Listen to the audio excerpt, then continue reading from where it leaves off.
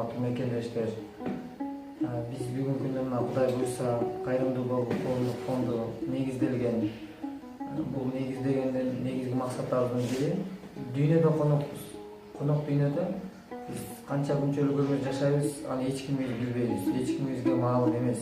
Бирок бул келген жалган адамдардын көңүлүн баалоо, бири-бирибизди сыйлоо, урматтоо, ынтымак биримдикке чакыруунун негизиндебиз. Анан ушул кылып аткан иштерибизге мына бүгүнкү күндө өзүбүздүн байкебиздей көрүп, өзүбүздүн атабыздай көрүп, ушундай кыйынчылыкта турган энебизди өз энебиздей көрүп, эжебиздей көрүп, ушундай бир жакын мамиледе болуунун аракетиндебиз.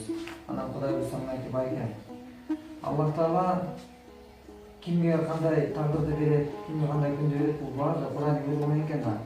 Анан Аллах Таала сүйгөн пендесине сыноону берет деген экен. Анан эми ушул бул сыноо жашоодо бирибизге тилек болойлу. Мен сиздин бир тууган иниңиз катары келип, жаныңызда болобуз Кудай буйрса. Анан буйрса баардыгы жакшы болот.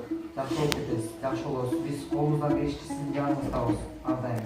Анан ушул биздин бүгүнкү күндө мынакей фонддун негизги максаттарына дарылануу, дармек жагын бүт камтыганбыз.